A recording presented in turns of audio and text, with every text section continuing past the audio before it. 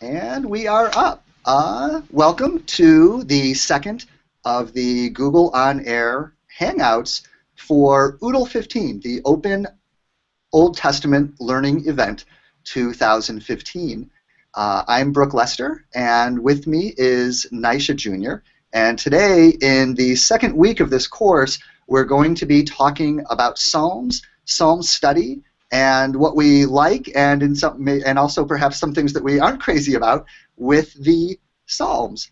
As I said, I'm Brooke Lester. I teach Hebrew Bible at Garrett Evangelical Theological Seminary in Evanston, Illinois. Nisha,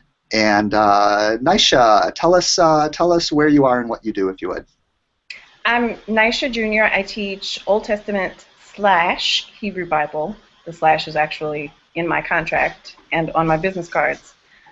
So I teach Old Testament / Hebrew Bible at Howard University School of Divinity in Washington, D.C. Mm-hmm. You can find me at nishajr.com and also on Twitter at Nisha Jr. Great. Nisha and I were talking before we got started here that full disclosure is in order, that neither of us are Psalms scholars. We're both educators who teach Hebrew Bible. We teach introductory courses that include units on the writings, which including the Psalms. But the Psalms is not in either of our research areas. So if you are watching this and the Psalms is in your, especially if you're watching it live and the Psalms is in your research area, it's one of your favorite things, then you are among those who should be joining us on Twitter using the hashtag OOTLE15, OOTLE15, to contribute what you know and help ask really good questions. And I hope as many of my students are out there as possible doing the same thing. But I don't think you have to be a Psalms expert to love the Psalms or to have strong opinions about them.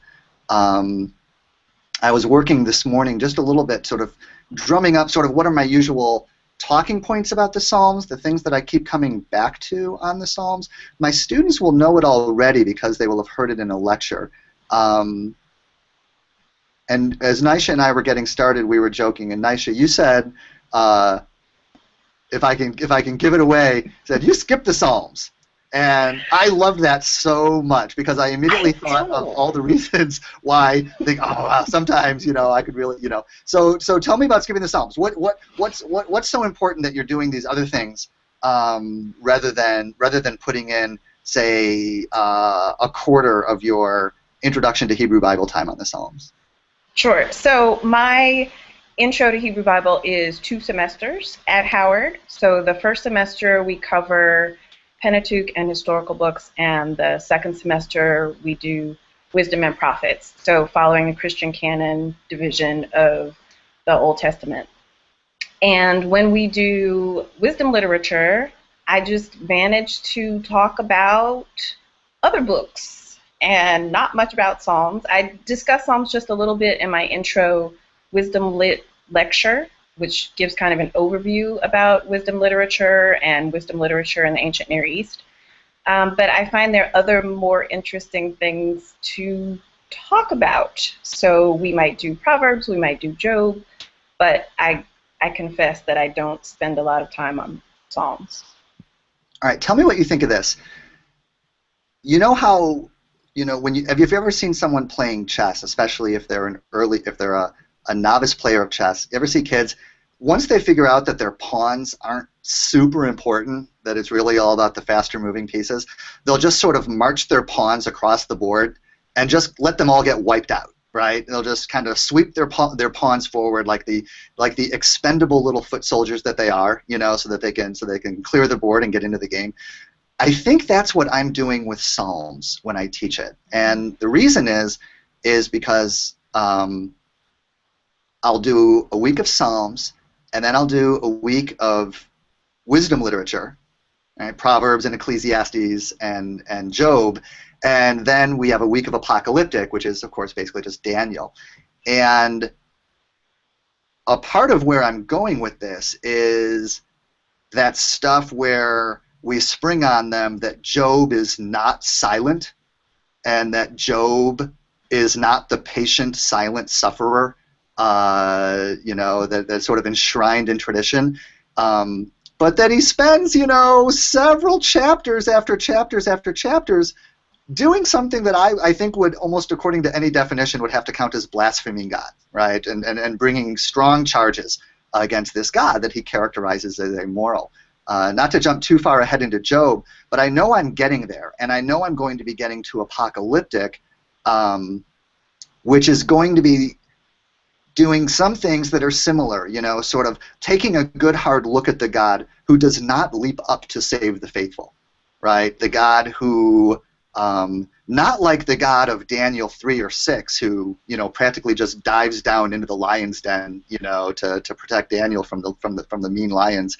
But the Daniel of the chapters 7 through 12, where the faithful are falling by sword and flame, and there's this timeline, see, and if you die too early in the timeline, that's just the way that goes, because God's intervention is going to be happening later in the game, and so the Psalms for me are sort of my first push towards that, as we have these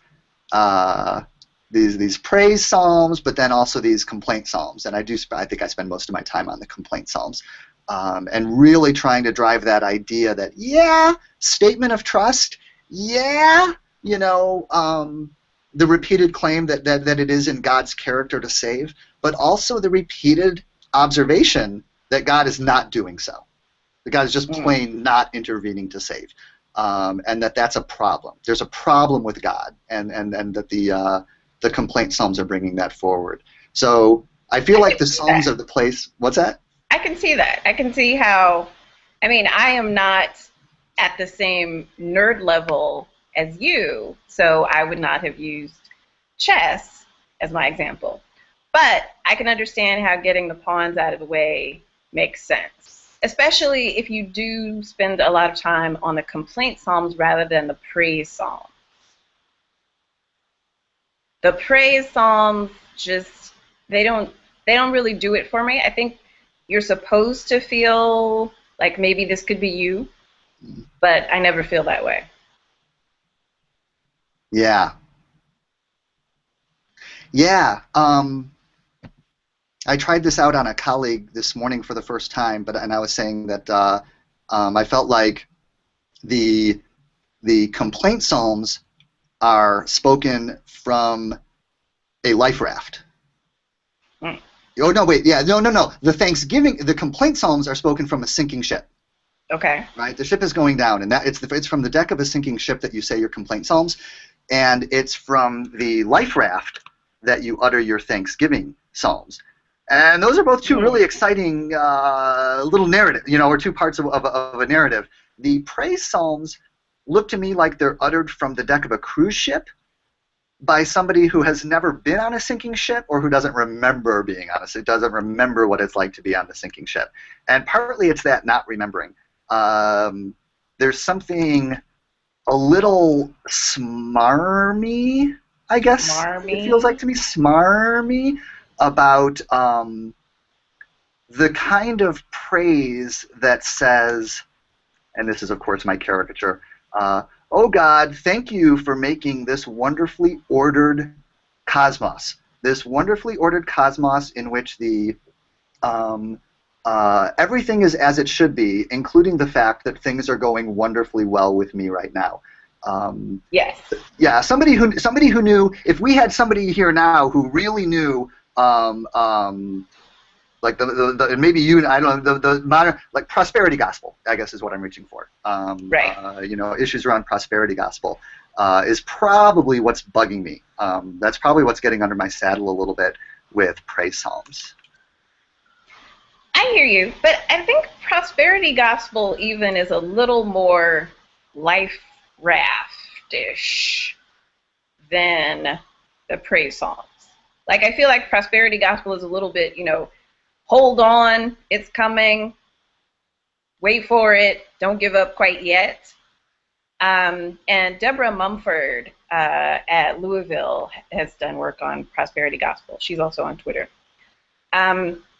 But I feel like the praise psalms just seem too praisey. Just not enough kind of realness. Yeah, I think we agree. I think we agree. I don't mind saying I don't reach for the praise psalms. You know what I mean? I'm moving, so I'm going to make people seasick while I do this. Sorry. Um, Even when I'm feeling, maybe I need to do this. Okay, maybe this becomes part of my homework. Maybe part of my homework becomes to make a note to myself that the next time I'm feeling that kind of gratitude, that kind of, oh, things are really humming, everything's in place. I'm sure that feeling comes around pretty, from time to time. It must be coming up soon. To try out the praise psalms and see what they do for me then. But it's true. I'm partisan for the complaint psalms.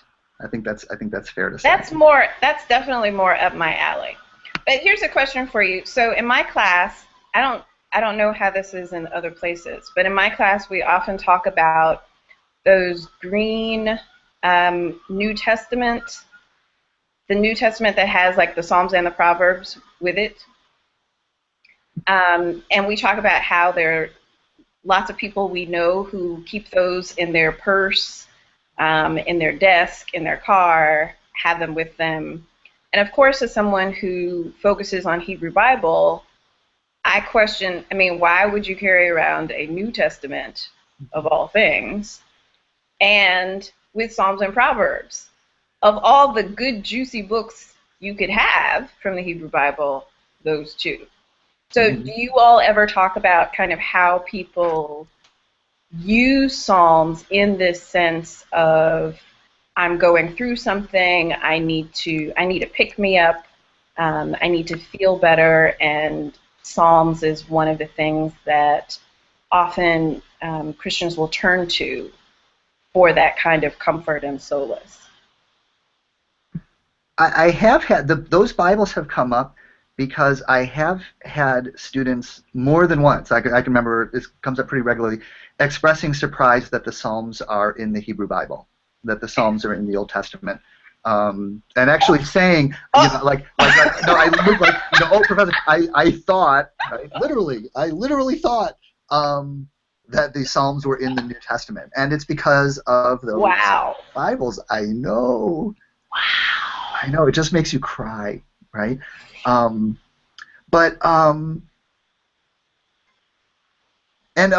is. I mean, I guess it's sad because you talk about of all the juicy parts of the Bible, which is spoken like a complete Hebrew Bible, a Hebrew Bible aficionado who loves, and there's something about being an Old Testament. I mean, you sound like an Old Testament professor when you put it that way to me, Nisha, and what I mean by that is that you sound like someone who, if you find problems in a text, if you find things in the Bible that,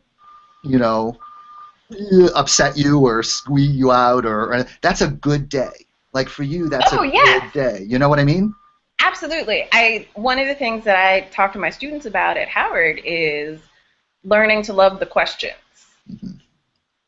That's really where you're going to learn a lot. Not the places where you're comfortable, not the text you think you know, but the places where you kind of start to squirm a bit.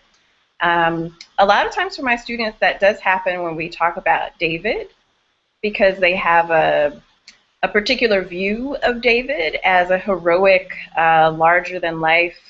Wait, where'd you go? I think of myself as still here. Are you buffering or something? I think so. But the thinking of David as this kind of larger-than-life figure who does no wrong, and then we find out a lot more about David, and then students are kind of shocked and appalled. And for a lot of students, that's a place of discomfort, but for me as an instructor, that's the place where I'm like, yes, now let's really get into it.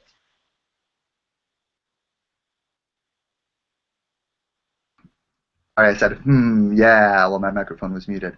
It is true, and so the Psalms, especially the complaint Psalms, something I like about their possibilities, especially for an introductory class, is, or for a layperson who doesn't know the Hebrew Bible very well yet, is that they can serve as something of a gateway drug to the joy of finding problems in the Bible, the joy of finding problems in the text.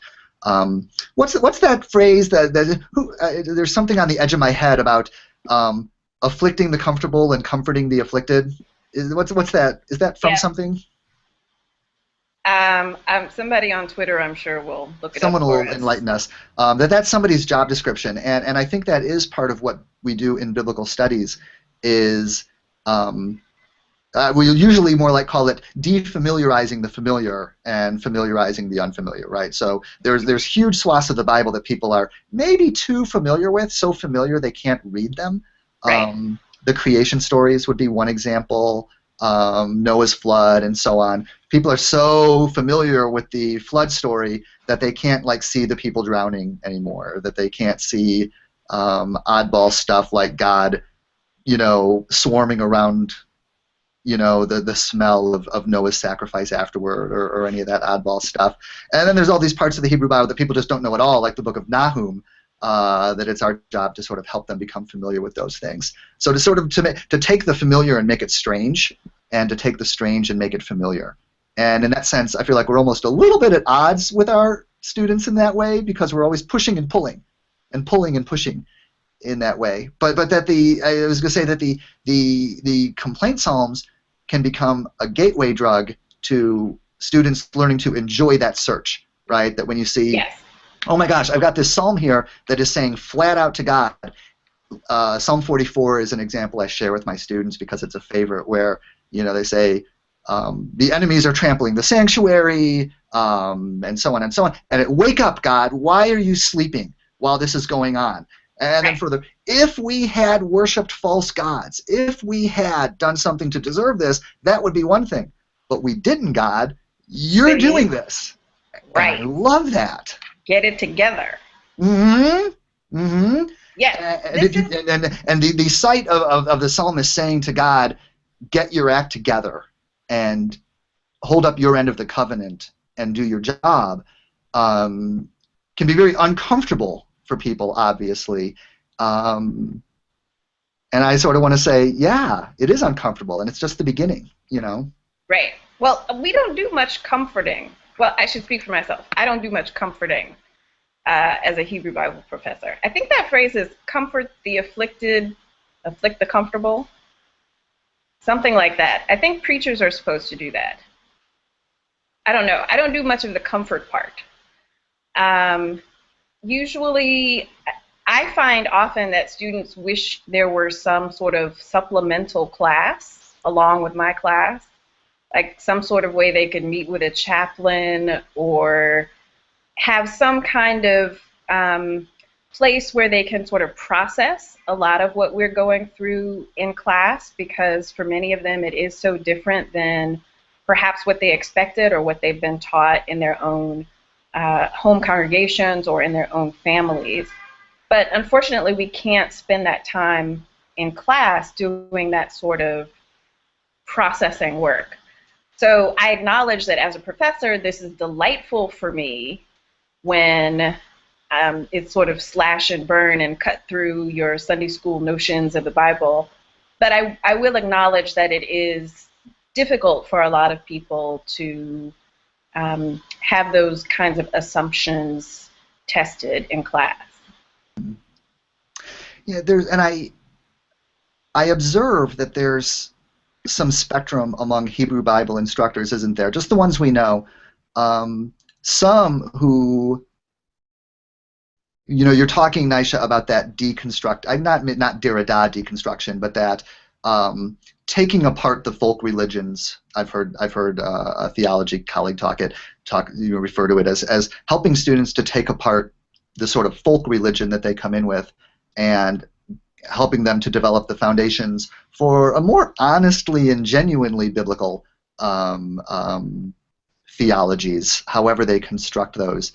And some Hebrew Bible instructors and New Testament instructors are very proactive about helping students do that reconstruction by talking about how they do it, by talking about solutions that have worked for them, how they reconcile their own life of faith with their scholarship, and other instructors who tend to pull back from that and be less proactive and involved. And I certainly find myself more along the latter end of that spectrum, in part, okay, there's the reason I tell myself, and then there's probably the reason that is partly also, the reason I tell myself and that I tell students is that I am in a position of power over them, and I'm grading them at the end of the semester, and I'm not crazy about telling them all of the solutions that I've sort of come to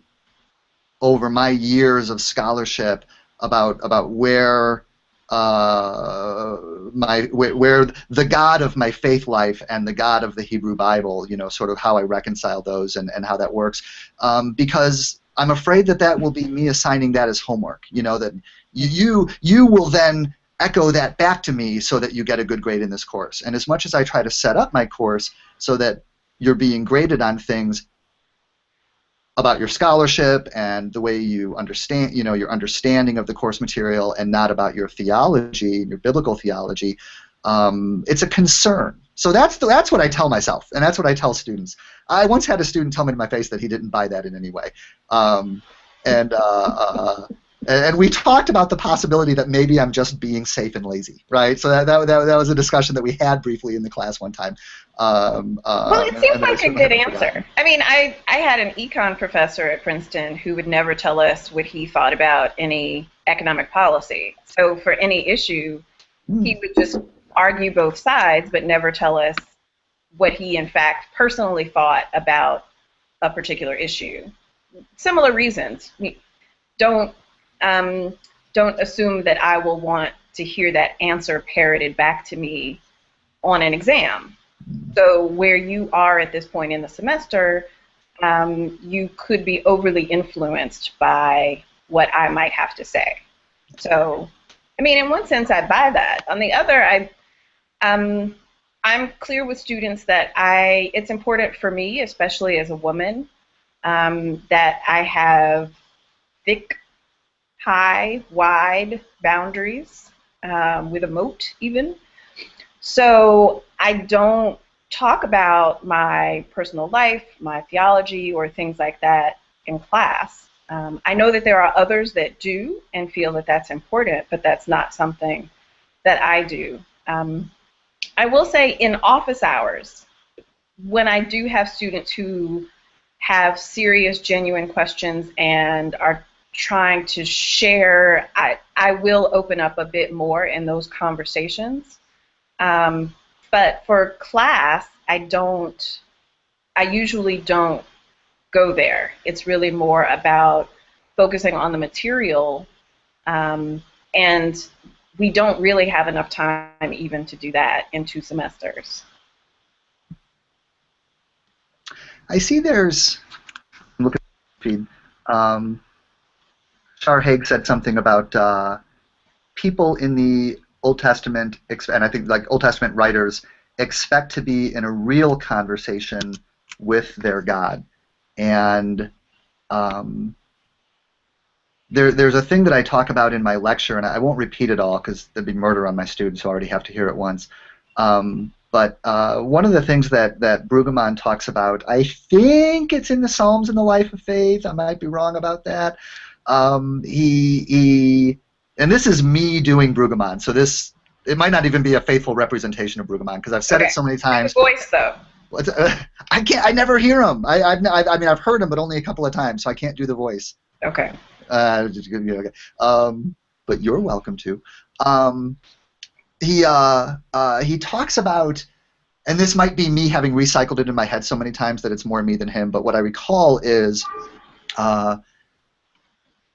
his concern that this is in his essay, especially The Costly Loss of Lament, and he talks about how in our liturgies we tend to only use the praise psalms rather than the other psalms. Or if we use the complaint psalms or the thanksgiving psalms, we carefully redact out all the complaint and only preserve the elements like statement of trust and the promise to praise and so on. So it's basically we turn them into praise. Even the psalms that are not praise psalms, we turn them into praise psalms. And Brueggemann's concern is a very political one, and it's one that I'm sympathetic to, which is that we're teaching, if we do that in our liturgies, and certainly in the Protestant churches with which I'm familiar, we do this, we are teaching people that the only appropriate voice to bring to God is the voice of praise. That God does not want to hear your complaints, that God does not want to hear your charge of wrongdoing, doesn't want to hear about your problems in that way. And which is already, as Brueggemann points out, terrible biblical theology. It's just terrible theology because that's not how the Psalms pray. And the Psalms, I'm trying really hard not to use the phrase "keep it real." Like the Psalms keep it real. So and a part of the way Brueggemann carries that further is to talk about how his concern that will have effects on our political life. That is, if we learn that we are not to bring to the divine ruler anything but the voice of praise, we will also be learning not to bring to the human ruler any voice but the voice of praise, and not the voice of petition and the voice of complaint and the voice of uprising. And I'm sympathetic to that. What do you think? Luke Powery at Duke also has work about the importance of lament and communal lament and reclaiming that tradition within Christian churches. I think it's important because again, this is somebody who skips the Psalms, but I think whether it's complaint psalms or texts of terror, texts of violence, I think it's important that we acknowledge that those texts exist, because I do think that oftentimes people do assume that it's all got to be rainbows and unicorns, and we should always be happy and joyful somehow. I think that's a message that comes across, that's what we should be also looking for in biblical texts. So talking about family drama in the Pentateuch, talking about the horrific things that happen in families, the terrible things people do to each other, I think does make it a lot more real, rather than making it seem that we all need to be zenned out and holy and walk on water and ever patient. Yeah, and especially like false in that way, right? Like you're saying that, and presenting Zen is great if you've got a lot of Zen going on at the moment, but if you don't, then presenting a false face of Zen, that's not Zen at all, right? And so for example, what am I trying to say? That if I'm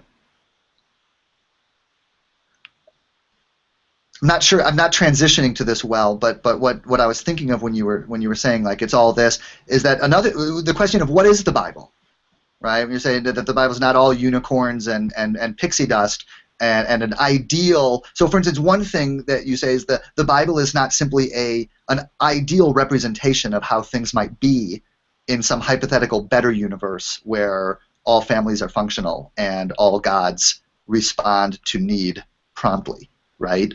The Bible presents us with the universe at hand, and the universe at hand is one where brothers cheat brothers, where people perpetrate violence on one another, and where, let's face it, the people suffer unjust violence, where the innocent undergo egregious suffering and the guilty walk away free, and the complaint psalms is one of the places where that's being called out, where that's being acknowledged, and even more, I would say, is doing it in a way that seeks to be true to experience rather than some hypothetical objective doctrine, right? So the Psalms won't say, I know Psalm 121 says God never slumbers or sleeps, and I accept that, but I just want to say that sometimes I feel like God's sleeping on the job, even though I know he's not. There's none of that dancing around. You Right. know, when the psalmist wants to say, wake up, God, stop sleeping when Right. Where have it's you going been? down. Where are Yeah. you? And I Yeah. think because it's so much more real, I do often sometimes see students who are relieved. Mm. Although it may be very disturbing in some senses, it's also a relief that, oh, so you mean other people have this experience too? You mean across space and time people have these questions of God and, why do bad things happen to good people? So I'm not the first one to ask this question. So there can be a sense of finding out more about the diversity of biblical literature and finding that your questions are valid questions. And I think sometimes I'm speaking from my own experience, but oftentimes I think within Christian congregations, we are taught not to ask or question. Say more about that last piece. We're told not to ask questions, if you would.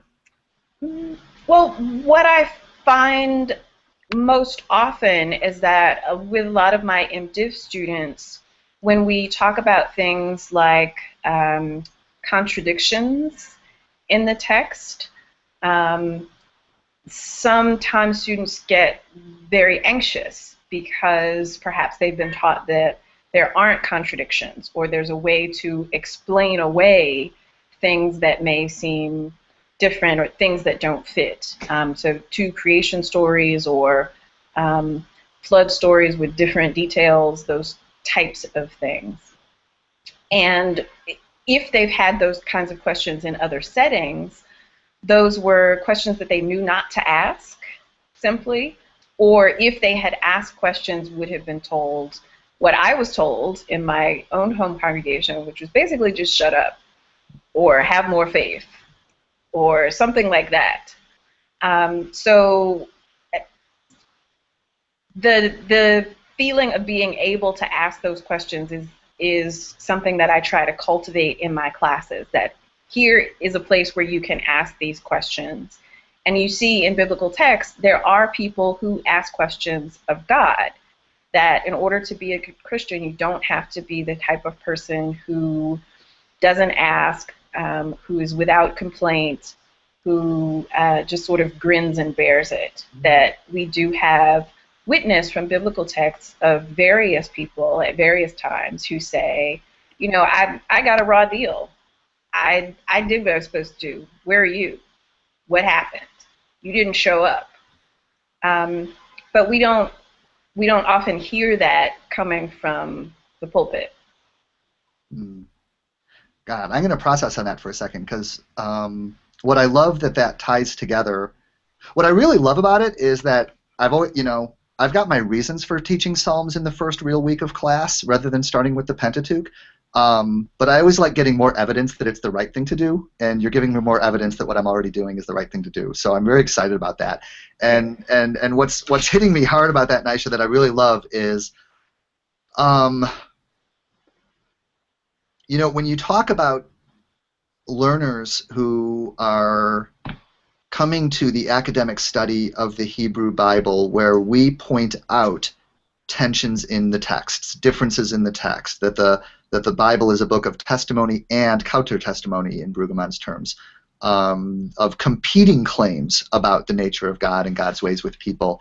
And as you say, if you've been raised in a world where those are denied, it's a little bit, and this sounds, if this offends you, don't email me. Email your a therapist or a clergy person. But I'm reminded of the sort of stereotypical dysfunctional family where every morning you sit down to breakfast and everyone talks as if everything's normal, and you don't talk. Dad wasn't passed out on the lawn again last night. you know. And if you're a child and you think you saw your dad passed out on the lawn again last night, but nobody's talking about it, or if it does come up, you're told, no, that in fact is not the case, right? You're learning this false self, and you're learning to deny your experience. You're learning to deny to not believe your eyes, to not believe your experience, to not believe your reason. And then when you find yourself in a place like at a larger family gathering where your aunt, you know, Clara is talking with you and she's like, oh, your dad's totally passed out on the lawn, you know, and how you know, oh, you know, somebody's telling me I'm not crazy. Somebody's telling me that I do see what I think I see. And just what I'm kind of reeling on there is not that something that we do. Yes, it is the case that people come into biblical studies classes and I have heard that reaction of, oh my gosh, I've been saying for years that I see this, or I used to say that I see this, but I was told that I don't. And it's a relief to me to have my experience and my reading and my understanding validated. But to see that what I hadn't caught, Nisha, in this way was seeing that validated in the Psalms, seeing that validated in the complaint Psalms. To see that when a psalmist says, you know, possibly a psalmist who has been raised also on praise psalms that say, you know, God intervenes in a timely way. Maybe you've been raised on Daniel stories where, you know, if you're faithful, you don't have to worry about getting thrown in the lion den because that's what God does. It'll work out. God saves, you know, the faithful. Maybe you've been told this, but you repeated, but like because you're a human being, you have the repeated experience of the other God, the God who does not show up, the God who does not express care, the God whose back is inexplicably turned yesterday, today, and apparently tomorrow.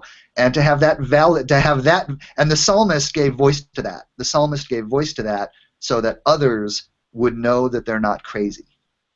Right. You're not alone. I mean, this is why I'm a bookworm, because you read and you find out you're not alone. Other people have had this experience. And I find that also in biblical texts. You're not alone. You're not the only one. Other people have had this question. Even within scholarship, you find, oh, someone else asked this question as well. So, you know, some rabbi or another asked this question, or some early church father also had this question about this text. That's one of the things I really like about history of interp work, is you can join a conversation that's been going on for a very long time. It's not new. Maybe your place at the table is new, but you're joining a conversation that's been going on for a while, and it's something that you also can contribute to. Looking at the Twitter feed, and relevant, taking one out of order, but relevant to what we were talking about now. Anti-K15 writes, "We are afraid of rejection from the congregations we grew up in when we ask questions," and we hear that a lot in class. That's a common thing that students talk about. It does interest me that we sometimes act as if that is all congregations, and then it turns out it's not, right? And sometimes it is helpful to hear from the students who are coming from congregations where, you know, that are not freaked out by a lot of this stuff, and where this stuff is more sort of normal, you know, is a normal part of the conversation. What do you? I'm going to ask you, Nisha, what you think about this. A former president here at Garrett Evangelical, it was Phil Amerson, said something once that really grabbed me, and I haven't been able to think about it as much as I like since. He had a theory, and maybe that this is in part a translation issue. That is, we have this idea that seminarians come. My teaching assistant Shar Haig has done a lot of study on this in her master's work as well. By the way, students, at Shar Haig, CHARHEEG, she did her master's work on this question of generation after generation after generation of pastors getting MDivs or an equivalent, learning a lot of this biblical studies, and then going back and somehow not teaching it to their congregations, you know, so that every new generation continues to be surprised rather than this becoming something that works its way into the soil. but for the congregations where the pastors would not be teaching this stuff anyway, um, he talked about it as a translation issue, that we think that like seminarians come and they learn a bunch of this stuff and then they go back and they try to teach it to their congregation when they're pastors, and it falls on stony soil because people don't want to hear it, and then they give up, and then the next generation does it, and that's sort of the narrative.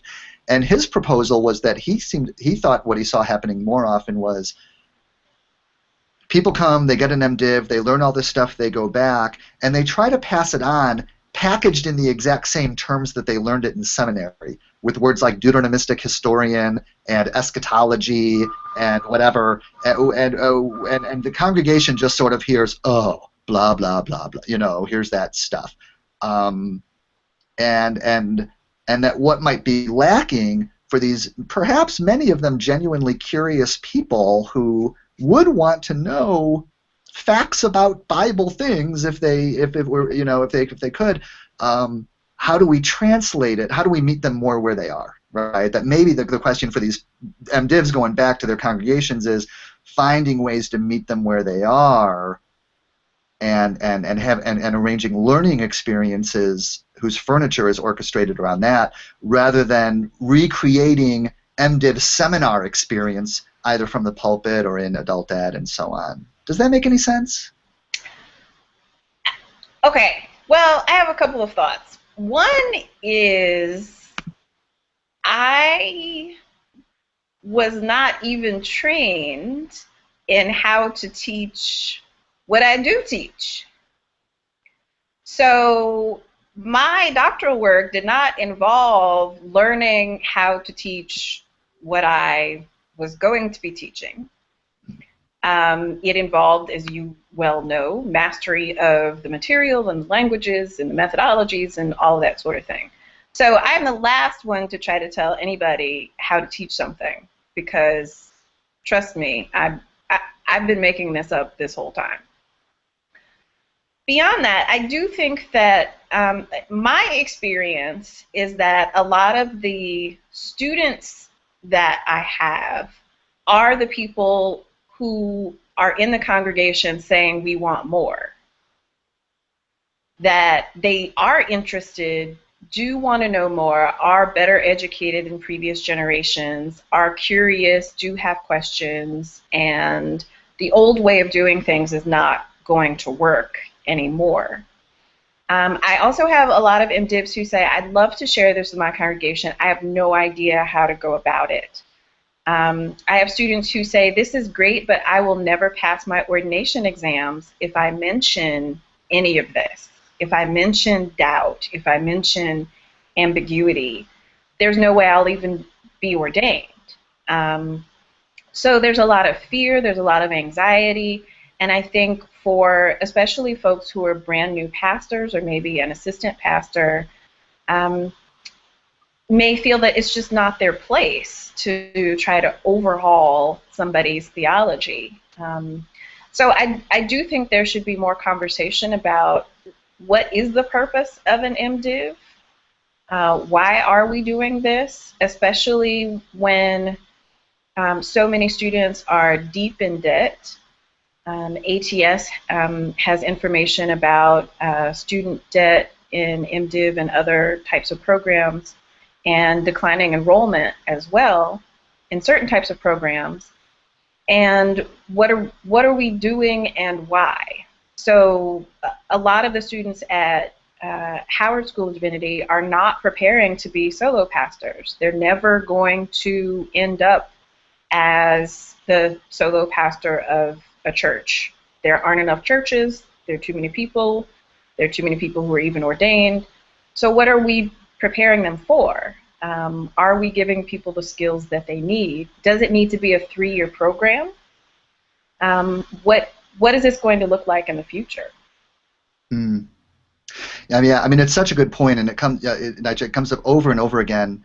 For me, that thing of, and I think this surprises people. I mean, a number of years ago, it would not. I don't know whether it would have surprised people a number of years ago that in higher education, and I'm basically thinking undergraduate and up, that the people who are teaching the classes are not trained educators. What we are trained content masters. Yep. And in the old school, the idea really was that a content master would disseminate the information, and the fact that you were a student in college meant that you had leaped all the hurdles and made the cut and proven yourself as someone who could effectively teach yourself.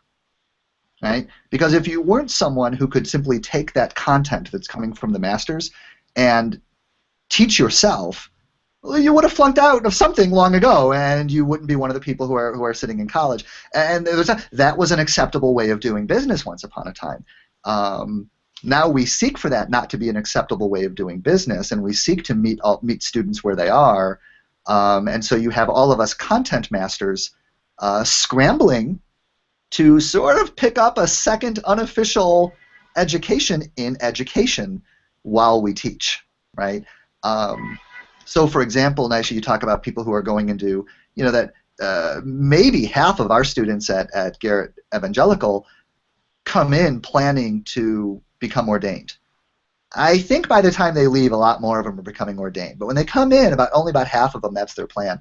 And so the question, what kind of problem-based learning could be put into place, like in a course like mine, right? So if we're going to have a unit on the Psalms, something I would be earnestly interested in knowing more about, and I get a little better at it every year, I hope, at least I pay more attention to it every year, is what kinds of assignments, how can I create assignments so that a student can eyeball a list of options or eyeball some parameters and say, I can create an assignment that will be meaningful for me in terms of the kind of thing I imagine myself doing either next week, the week after, or after I get my degree.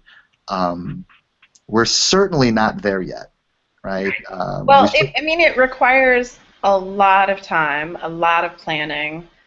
For a lot of us, it would mean overhauling our courses and the way that we teach, and for a lot of seminaries and divinity schools, it would really mean overhauling the whole curriculum. Mm-hmm. Any faculty member, if you bring up the issue of curriculum revision, much less curriculum overhaul, will usually run fleeing from your presence. Mm-hmm.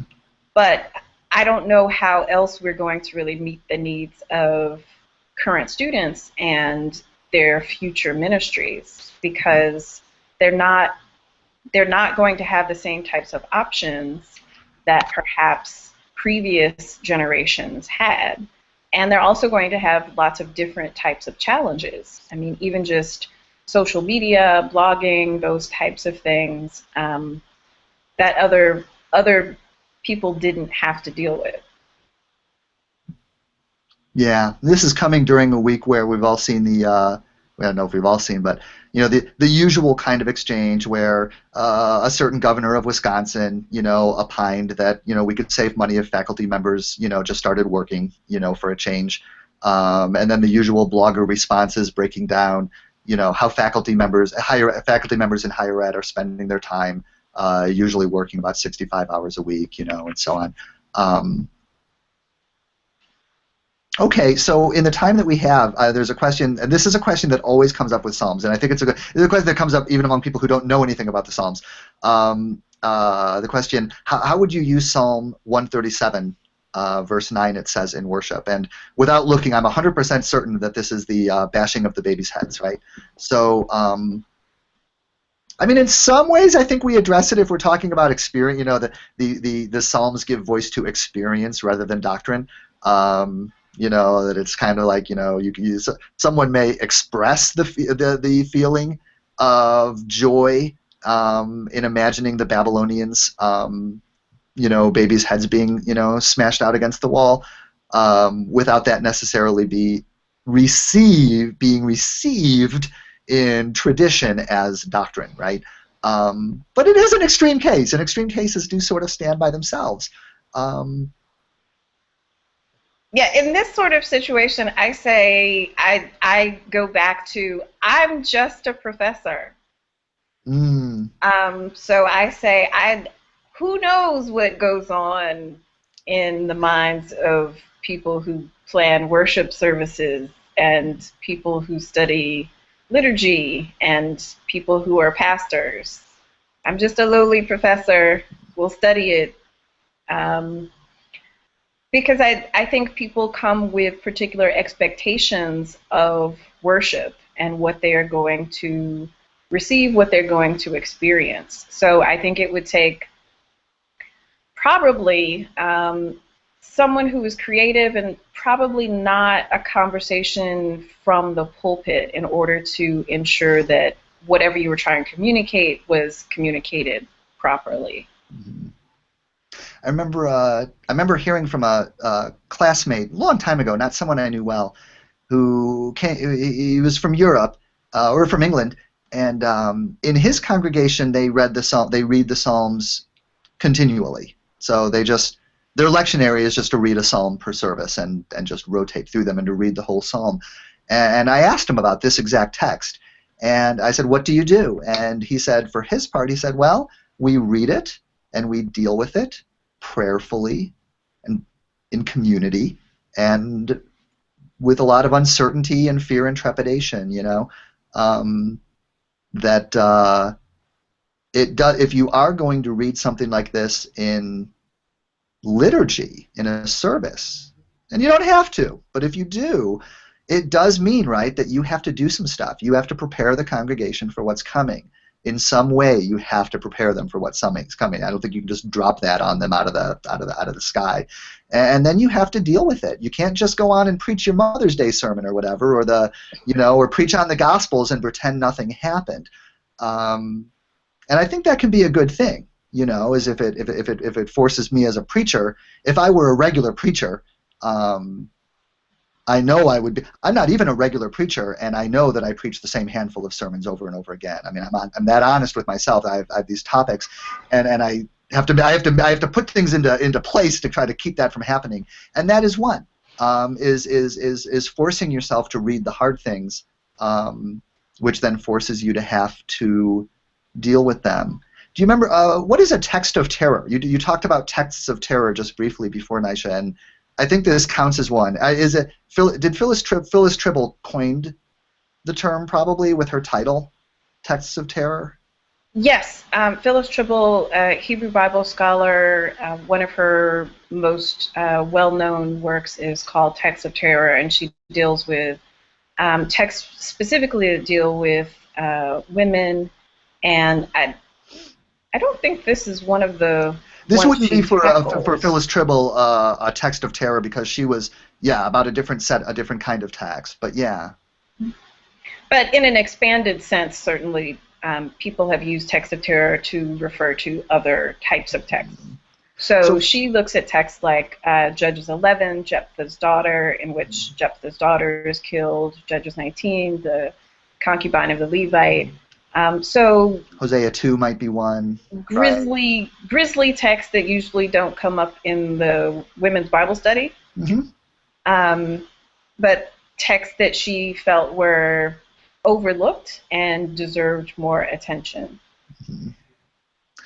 And I'd have to go back and look at Phyllis Tribble on this because I don't remember whether she actually says this. Does she say, and we might end up just leaving this as a question and maybe come back to it later on, that because I think one of the when Phyllis Tribble refers to a text like the dismemberment of the concubine's daughter and so on as a text of terror,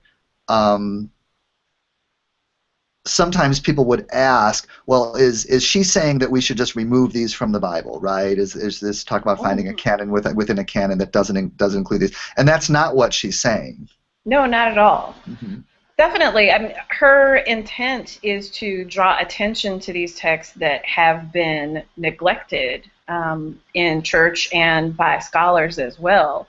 So I know for the fancy students at Garrett, certainly they're familiar with feminist scholarship, but it wasn't so long ago that this was all very new to talk about women in the Bible, to talk about issues of gender, to talk about family.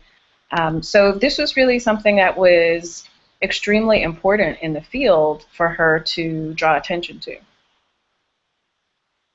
Yeah, and and that these texts may not be texts that we even can preach really safely. So, for example, I'll come back around to this when we get to the prophets, because Hosea will swing into view. But part of what makes, I think, Hosea 2, which is the metaphor, right, that Hosea lays out about how God is like a husband whose wife, Israel, is unfaithful to him. And just like an earthly husband, God has the right to coerce faithfulness from the people Israel through violence and the threat of violence and humiliation, in the same way that in Hosea's world, a husband has the right to coerce faithfulness from his wife through humiliation, violence, and the threat of violence. And part of what makes that a text of terror, I think, in my understanding, or for me, is that even if, when you read it, even if you say, oh, but folks, this is just a metaphor because we understand marriage different now and it's not the same, that doesn't necessarily just make it safe. Right. Renita Weems talks about this in her book Battered Love, and she talks about how people make the effort to dismiss the text by saying, oh, it's just a metaphor. But she goes on to talk about the importance of this imagery and how it does support domestic or interpersonal violence. And so I think I might be, on an even day or an odd day, I might find myself thinking of Psalm 137 in that way as well. You know, that not that I see children. Children are not at risk in the way now. I mean, I guess I want to say children are not at risk in the way now that they were in the Bible, where you know, the brutalization of pregnant women and of children was more a part, you know, as part of the atrocities of warfare that were present to experience in those days in a way that are not so for so much of the world's population now. But that's from my perspective. I'm not sure what I'm circling around to here, but that I would want to be giving some thought to the imagery of infanticide in Psalm 137, verse 9. I think I would want to go read deeply again on texts of terror and start thinking through my analogies and think about it in that respect before I tried to say anything about it. Yeah, I guess that's what I have to say about 139, verse 7. Right. I would also say, though, I think that with the right type of prep and in the right types of situations with someone who has the trust and a relationship with people, that it can be very powerful to work through those types of texts, especially given what we see in terms of violence against Black lives, against what we see going on in Ferguson and so many other places. There is a place to have those conversations. I think it just has to be done very carefully and in community with people who are willing to work through those issues. It's not something you can just drop on a congregation. Yeah. And in the service of defamiliarization as well, I guess, you know, how many times do we find ourselves trying to communicate to students that the world that people are walking around in the Hebrew Bible is not our world? They're walking around in a world where, you know, like what Carl Sagan called a demon-haunted world, where all causes and effects basically boil down to the activity of God's spirits and demons, where infant mortality is just preposterously high, where death by childbirth is a common occurrence. They're just not in the same. We're reading texts that are not coming to us from the same world we live in. In some ways, they may as well be missives from another planet, and the ability to be shocked into seeing that, to see the Psalms as missives from another planet, can be really helpful to break up a lot of those old associations, which is the only way to see something you haven't seen before. Otherwise, all you can see is Psalm 23. You know.